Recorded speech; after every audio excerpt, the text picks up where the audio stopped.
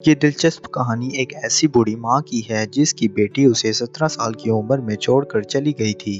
उस बेचारी बूढ़ी माँ का साथ देने के लिए कोई नहीं था और आहिस्ता आहिस्ता उनका जिस्म कमजोर होने लग गया था। वो ठीक से चल भी नहीं पाती थी। उनकी रीढ़ की हड्डी बहुत कमजोर होने और उम्र का तकाजा होने की वजह से उन्हें बहुत झुक कर चलना पड़ता था। जब उनकी बेटी कई सालों तक वापस नहीं आई तो उन्होंने अपने दिन को काम काजों में ही मसरूफ रखना जरूरी समझा और इसी तरह काफी साल गुजर गए। फिर हमें दिखाया जाता है कि उसकी बेटी की उम्र अब 32 साल हो चुकी है और उसका एक 7 साल का बेटा भी है जिसका नाम सेंगवू है। सेंगवू की माँ 15 सालों के बाद अपने घर जा रही थी। उसका बेटा उससे पूछता है कि उसकी दादी माँ कैसी हैं और क्या उन्हें सही से सुनाई और दिखाई देता है, लेकिन उसकी माँ को उसके किसी भी सवाल के जवाब का पता नहीं था, क्योंकि वो खुद भी नहीं जानती थी कि उसकी माँ अब कैसी हो चुकी होंगी और इतने सालों में उनका क्या हाल हुआ होगा। वो दोनों एक बस में बैठे थे जो उनके गांव जा रही थी, पर रास्ते में कुछ लोग एक मुर्गी के बच्चे को पिंजरे से निकाल देते हैं और वो सेंगवू और उसकी माँ पर कूद कर उनके कपड़ों को गंदा कर देता है। उसके बेटे को ये जगह बिल्कुल भी पसंद नहीं आई थी, क्योंकि इस गांव में बहुत सारे कच्चे रास्ते थे और यहाँ बहुत धूल मिट्टी थी। वो अपनी माँ से घर चलने की जिद करता है, लेकिन वो इसे किसी तरह समझा कर डांट कर अपने साथ ले जाती है। फिर हम उसकी माँ को देखते हैं जो अब बहुत ही ज्यादा बूढ़ी हो चुकी थी। वो बोल नहीं सकती थी और अब उनकी सुनने की ताकत भी खत्म हो गई थी। उनकी बेटी उनसे माफी मांगती है क्योंकि इतने सालों में वो उनसे कभी मिलने जो नहीं आई। वो उन्हें बताती है कि उसके पति ने उसे तलाक दे दी है और अब पैसों की कमी की वजह से उसे अपनी दुकान बंद करनी पड़ी और उसके पास अब पैसे कमाने का कोई जरिया नहीं है। वो अपनी माँ को बताती है कि शहर में नौकरी पाना बहुत मुश्किल है और इस दौरान मैं अपने बेटों को संभाल नहीं सकती। इसीलिए वो कुछ दिनों के लिए सेंगवो को उनके पास छोड़कर जाना चाहती है और जब शहर में सब कुछ ठीक हो जाएगा तो वो उसे वापस ले जाएगी। उसकी बूढ़ी माँ सिर्फ अपनी बेटी को सुनी जा रही थी, पर उन्हें फिर भी समझ आ जाता है कि वो क्या कहना चाह रही है। सेंगवू की माँ कहती है कि अब उन्हें जाना होगा, पर बूढ़ी माँ अपनी बेटी को इशारा करके कहती है कि वो कुछ थोड़ी देर आराम कर ले, पर उसकी बेटी उसे कहती है कि वो यहाँ और नहीं रह सकती और शाम की बस से वो वापस शहर के लिए रवाना हो जाती है। सेंगू जो एक शहर का रहने वाला लड़का था, उसे गांव का रहन सहन बिल्कुल भी पसंद नहीं आता। उसकी माँ उसके लिए कुछ कपड़े और खाने का सामान छोड़ गई थी जो सिर्फ शहर में मिलता था। फिर सेंगू की दादी उसे अपने साथ चलने को कहती है, क्योंकि सेंगवू उनसे पहले कभी नहीं मिला था, इसीलिए वो उन्हें खुद से दूर रहने के लिए कहता है। वो फिर अपने हाथों को अपने सीने पर फेर कर कुछ इशारा करती हैं, पर सेंगवू उनकी बातों को समझ नहीं पाता। फिर वो उनके बुढ़ापे का मजाक उड़ाकर उन्हें गूंगा और बहरा भी बोलता है, जो कि बहुत ही बुरी बात थी। ये सब सुनकर उन्हें बहुत बुरा लगता है। इसके बाद दादी अकेले ही जाने लगती है और सेंगवू उनका पीछा करता है, पर वो ऐसा दिखाता है जैसे वो उनका पीछा नहीं कर रहा। रात में वो साथ में खाना खाते हैं। उसकी दादी उसे अपने हिस्से का भी खाना दे देती है। वो हमेशा वीडियो गेम खेलता रहता था और उसकी दादी उसे सिर्फ देखती रहती थी, पर कभी भी उसे कुछ कहती नहीं थी। इस गांव में टॉयलेट नहीं था, इसलिए सेंगवू को एक पोट में टॉयलेट करना पड़ता था, जिसे उसकी दादी ही हमेशा अपने हाथों से साफ किया करती थी। सेंगवू उन्हें रोज 2 बाल्टियों का भार उठाते हुए देखा करता था। उनके अंदर एक अजीब सा सुकून था। ऐसा लगता था कि उन्होंने अपनी जिंदगी के अच्छे लम्हों को जी लिया है। एक दिन एक लड़का उस दादी माँ के घर आता है और वो सेंगवू को अपने साथ खेलने के लिए कहता है, पर उसे अकेला रहना ही पसंद था, इसलिए वो उसे मना कर देता है। उसकी दादी उसे कभी कुछ नहीं कहा करती थी, बस उसे कभी किसी चीज की जरूरत होती तो वो उसे दे दिया करती थी। लेकिन कुछ दिन यहाँ रहकर सेंगवू तंग आ गया था। वो एक दिन गांव में टहलने जाता है, पर उसे कोई दिखाई नहीं देता जो उसके साथ खेल सके। वो थक हार कर वापस आ जाता है। उसकी दादी माँ अपने खाली वक्त में सिलाई किया करती थी। वो अपने पोते को सुई में धागा डालने को कहती है, क्योंकि उनकी नजर कमजोर थी और उन्हें सही से दिखाई नहीं देता था। सेंगू सुई में धागा डालकर दोबारा से अपना वीडियो गेम खेलने लगता था और जब भी धागा टूटता या खत्म होता तो वो सेंगू से धागा सुई में डालने का कहती थी। सेंगू इससे बहुत इरिटेट हो जाता है और वीडियो गेम खेलते खेलते उसकी बैटरी खत्म हो जाती है।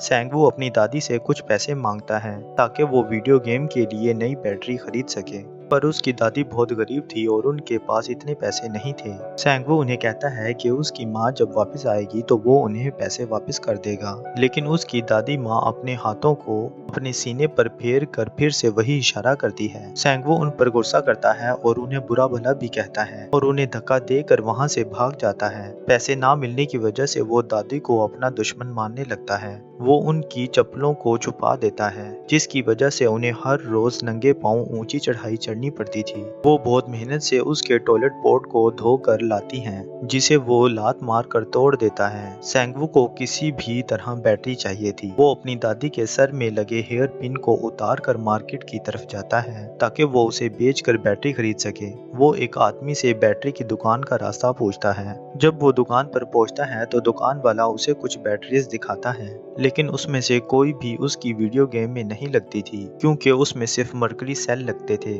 जो दिखने में गोल होते हैं। वो दुकान वाला उसे दूसरी दुकान के बारे में बताता है, लेकिन वहाँ भी वो बैटरीज नहीं थी। सेंगवू फिर सोचता है कि उसे बैटरीज तो नहीं मिली, क्यों ना वो इस हेयर पिन को बेचकर बर्गर और नूडल्स खा ले, क्योंकि वो अपनी दादी को ये हेयर पिन वापस नहीं करना चाहता था। लेकिन दुकान वाला उस हेयर पिन को लेने से इनकार कर देता है, क्योंकि बाजार में उसकी कोई कीमत नहीं थी। सेंगवू फिर मायूस होकर घर वापस आने लगता है, पर वो इतना दूर आ गया था कि उसे अपने घर जाने का रास्ता नहीं मिलता। फिर वो जोर जोर से रोने लगता है, लेकिन तभी एक आदमी उसे रोता हुआ देखता है जो उसी के गांव के पास रहता था। वो सेंगवू को अपनी साइकिल पर बिठाकर उसे उसके गांव तक छोड़ देता है। फिर जब सेंगवू रास्ते में खड़ा होता है तो उसकी दादी उसका इंतजार कर रही होती है। वो उसे देखते ही आगे जाने लगती है। सेंगवू उनसे पूछता है कि वो कहाँ जा रही हैं, और ये सुनते ही वो वापस अपने घर की तरफ जाने लगती हैं। फिर सेंगवू भी उनके साथ घर आ जाता है। अगले दिन दादी माँ सेंगवू और अपने कपड़ों को धूप में सूखने के लिए डाल देती हैं। तभी बारिश आ जाती है और वो कपड़े भीगने लगते हैं। सेंगवू पहले तो कपड़ों को नीचे उतार लेता है, फिर जब दोबारा से धूप निकलती है तो वो अपने कपड़ों को धूप में सुखाते वक्त दो क्लिप उन पर लगाता है ताकि कपड़े ना उड़ सकें, और दादी के कपड़ों पर कोई क्लिप नहीं लगाता। फिर उसे महसूस होता है कि शायद इससे उनके कपड़े कहीं उड़ कर ना चले जाएं। फिर वो एक क्लिप उन पर भी लगा देता है। फिर उसकी दादी उससे पूछती है कि तुम खाने में क्या खाओगे, जिस पर वो उनसे पिज्जा या बर्गर लाने का कहता है। और दादी माँ को शहर के खाने के बारे में नहीं पता था। सेंगवू फिर उन्हें पिज्जा और बर्गर की फोटो दिखाता है, पर उन्हें कुछ समझ नहीं आता। आखिर में वो उन्हें मुर्गी की आवाज़ निकाल कर फ्राइड राइस चिकन लाने को कहता है। उसकी दादी फिर फौरन ही कुछ खरबूजे लेकर शहर की तरफ रवाना हो जाती हैं, क्योंकि उन्हें बेचकर ही वो उसके लिए चिकन लाने वाली थी। फिर जब दादी माँ बाजार से वापस आती हैं तो जोर की बारिश हो रही थी और वो पूरी तरह भीग गई थी और उन्हें बहुत ज्यादा ठंड लग रही थी। लेकिन फिर वो किसी तरह सेंगवू के लिए चिकन बनाती हैं। सेंगवू इंतजार करते करते सो गया था। दादी उसे उठाती हैं और कहती हैं कि उन्होंने उसके मनपसंद का खाना बनाया है।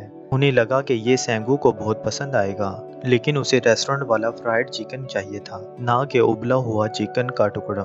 वो उसे देखते ही खाने से मना कर देता है और जोरों से रोने लगता है। उसकी दादी फिर उदास हो जाती है, क्योंकि उसके पोते को उसका बनाया हुआ खाना पसंद नहीं आया था। इसी तरह शाम से सुबह हो जाती है और सेंगवू को बहुत भूख लग रही थी। वो अपनी दादी के बनाए हुए चिकन को चाव से खाने लगता है। वो देखता है कि उसकी दादी लेटी हुई है। दरअसल उन्होंने भी कल रात को खाना नहीं खाया था। जब वो उनके पास आता है तो उन्हें बहुत तेज बुखार हो गया था, क्योंकि बाजार से घर आते वक्त वो बारिश में पूरी तरह भीग गई थी। वो उनके सर पर एक गीली पट्टी रखता है ताकि उनका बुखार जल्दी से उतर जाए, और उन्हें कल रात का खाना गर्म करके देता है। वो देखता है कि उसकी दादी ने हेयर पिन की जगह एक चम्मच को मोड़कर अपने बालों में लगा लिया था। ये देखकर सेंगवू उनकी हेयर पिन को वापस कर देता है। इसके बाद वो गांव से नीचे एक मैदान में आता है, जहां पर एक लड़की कुछ पैकेट जमा करके घर घर वाला खेल खेल रही थी। वो उस लड़की को पसंद करने लगता है। अगले दिन वो और उसकी दादी बाजार जाते हैं, क्योंकि दादी अपने बनाए हुए खरबूजों को बाजार में बेचकर कुछ पैसे कमाया करती थी। उस दिन वो काफी देर तक बाजार जाने वाली बस का इंतजार करते हैं, पर वो बस नहीं आती और उन्हें पैदल ही वहां तक जाना पड़ता है। फिर दादी उन खरबूजों को बाजार में बेचने लगती है। सेंगवू दीवार के पीछे खड़ा होकर उन्हें देख रहा था, और ये अपने आप में दिल को छू जाने वाला लम्हा था। उसकी दादी सारे खरबूजों को तो बेच नहीं पाती, पर फिर भी उन्होंने कुछ पैसे जमा कर लिए थे। वो सेंगवू को जूते दिलवाती हैं और एक अच्छे होटल में उसे उसकी मनपसंद का खाना भी खिलवाती हैं, पर वो कुछ पैसे बचाने के लिए सिर्फ पानी पी रही थी। वहाँ पर सेंगवू एक दुकान देखता है जहाँ पर हर तरह की बैटरीज मिलती थी। उसे पता था कि सारे पैसे खर्च हो चुके हैं, इसलिए वो जिद नहीं करता। इसके बाद वो बस में बैठते हैं जो उनके घर की तरफ जा रही थी। फिर ड्राइवर उन्हें बताता है कि उनकी एक दोस्त के पाँव में काफी दर्द रहता है, इसीलिए वो एक बार जाकर उनसे मिल आए। फिर दादी अपनी सहेली से मिलने जा रही थी। फिर वो सेंगू से इशारे में पूछती हैं कि तुम्हें क्या खाना है। वो एक लड़के को चॉकलेट खाते हुए देखता है और उसे भी वही खाना था। फिर दादी माँ उस फेंके हुए चॉकलेट के रैपर को उठा लेती है, क्योंकि उन्हें नहीं पता था कि उन्हें दुकान पर जाकर क्या कहना है। वो अपनी दोस्त के पास आती हैं और उनसे उनकी तबीयत के बारे में पूछती हैं। वो बूढ़ी औरत अपनी बीमारी से बहुत परेशान रहती थी। फिर दादी माँ उन्हें वो रैपर दिखाती है और फिर वो उनके लिए वो चॉकलेट पैक कर देती हैं। बदले में दादी माँ उन्हें कुछ पैसे देती हैं, पर वो उन पैसों को लेने से इनकार कर देती है। फिर बदले में दादी माँ उन्हें कुछ खरबूजे देती है। फिर उनकी सहेली उनसे कहती है कि दोबारा जब भी मौका मिले तो वो उनसे मिलने आ जाए, इससे पहले कि हम दोनों में से कोई पहले मर जाए। ये सुनकर दादी माँ थोड़ा मुस्कुराती है और वहाँ से चली जाती है। फिर जब वो दोबारा बस में आती है तो हम देखते हैं कि सेंगवू उसी गांव की लड़की के साथ बैठा हुआ था। वो अपनी दादी से कहता है कि वो अकेले ही जाएगा, इसलिए वो उसके साथ ना आए। दादी बाहर ही खड़ी थी। फिर वो सेंगू से कहती है कि वो बचे हुए खरबूजे अपने साथ ले जाए, क्योंकि उनका वजन बहुत ज्यादा था। लेकिन सेंगू उन्हें अपने साथ ले जाने से इनकार कर देता है। इतनी देर में वो बस चल पड़ती है और दादी माँ पीछे ही रह जाती है। सेंगू उस लड़की के साथ बैठा तो था, पर वो उससे बात नहीं करती, बल्कि वो तो अपने दोस्त से बात कर रही थी। सेंगू फिर अपने घर पहुंच जाता है। काफी देर दादी का इंतजार करने के बाद भी वो नहीं आती। फिर वो बस स्टैंड पर जाता है। वहाँ कई बस आती जाती हैं, पर किसी में भी उसकी दादी नहीं थी। फिर कुछ देर बाद हम उन्हें पैदल आता हुआ देखते हैं, क्योंकि उनके गांव आने वाली वो आखिरी बस थी जो सेंगवू की वजह से उनसे छूट गई थी। वो कई किलोमीटर उस बोझ को अकेले ही उठा कर ला रही थी, जिसे सेंगवू ने साथ ले जाने से मना कर दिया था। उसे फिर एहसास होता है कि उसने कितना गलत किया है। फिर वो इस थैले को उठा लेता है। फिर अगले दिन वो दोबारा से उस लड़की के साथ खेलने आता है, लेकिन वो यहाँ पर नहीं थी। फिर वो उसके दोस्त को देखता है जिसके ऊपर लकड़ी का एक गड्ढा था।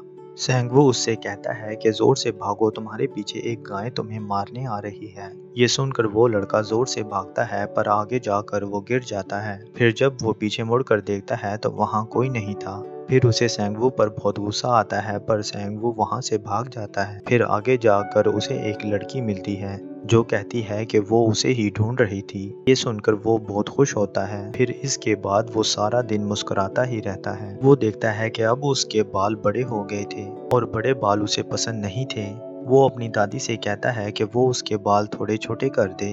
दादी माँ उसके बाल काटना शुरू करती है, पर धीरे धीरे सेंगवू को नींद आ जाती है और वो सो जाता है। कुछ देर बाद उसकी दादी उसे उठाती है। फिर वो देखता है कि उसकी दादी ने आगे के बालों को बहुत छोटा कर दिया है, जो देखने में काफी बुरे लग रहे थे। फिर वो जोर जोर से रोने लगता है, क्योंकि अब वो ऐसा चेहरा लेकर उस लड़की से नहीं मिल पाएगा। वो कपड़े से सर को छुपाने की कोशिश करता है, पर दादी उसी कपड़े में अपना सामान रखती थी। फिर वो एक बीमार आदमी के पास आते हैं। ये वही आदमी था जिसने सेंगवू को घर छोड़ा था जब वो रास्ता भटक गया था। वो आदमी कहता है कि अब उसे मर जाना चाहिए, क्योंकि वो सिर्फ अपने आसपास के लोगों को तकलीफ दे रहा है। फिर दादी उन्हें हौसला रखने को कहती है और उन्हें कुछ खाने का सामान देती है और उनकी अच्छी सेहत के लिए दुआ करती है। सेंगवू अपने सारे खिलौने इकट्ठे करके बाजार जाता है। उसकी दादी उसके लिफाफे में उसका वीडियो गेम देती है, पर वो उसे लेने से मना कर देता है, क्योंकि उसमें बैटरीज नहीं थी। पर फिर भी वो उसे उसके बैग में रख देती है। वो अपने सारे खिलौने बेचकर एक बड़ा सफेद रंग का भालू लेता है। फिर जब वो घर वापस आ रहा था तो उसे एक ढलान नजर आती है। वो अपनी हाथ गाड़ी के ऊपर बैठकर नीचे आने की कोशिश करता है, पर ये खेल उसे बहुत भारी पड़ता है। वो गिर जाता है और उसके पाँव में भी चोट लग जाती है। जब वो रास्ते में था तो उसके पीछे एक गाय लग जाती है, लेकिन वो लड़का उसे बचा लेता है जिसको पिछली बार इसने परेशान किया था और उससे झूठ बोला था कि तुम्हारे पीछे एक गाय लगी हुई है। सेंगवू को उसकी दादी ने जो वीडियो गेम दिया था, जब वो उसे खोलता है तो उसमें कुछ पैसे थे ताकि वो वीडियो गेम की बैटरीज खरीद सके। इन पैसों को देखकर सेंगवू बिल्कुल रोने जैसा मुंह बना लेता है। फिर वो अपने घर जाने लगता है। फिर जब वो अपनी दादी को देखता है जो उसका ही इंतजार कर रही थी, उन्हें देखकर वो अपने आंसुओं को रोक नहीं पाता और उनके पास जाकर सुस्कियों से रोने लगता है। अब सेंगवू भी अपनी दादी को बहुत चाहने लगा था। फिर दादी माँ उसे एक लेटर दिखाती है जो उसकी माँ ने उसे भेजा था। उसमें लिखा था कि वो कुछ ही दिनों में उसे लेने के लिए आने वाली हैं। सेंगवू अपनी दादी को लिखना सिखाता है क्योंकि वो बोल नहीं सकती थी। वो लिखने की काफी कोशिश करती हैं पर लिख नहीं पाती। फिर सेंगवू सोचता है कि अगर वो कभी बीमार हुई तो उसे कैसे पता चलेगा। फिर वो कहता है कि अगर वो खाली कागज भी उन्हें भेज देंगी तो वो समझ जाएगा, तो फौरन ही उनके पास आ जाएगा।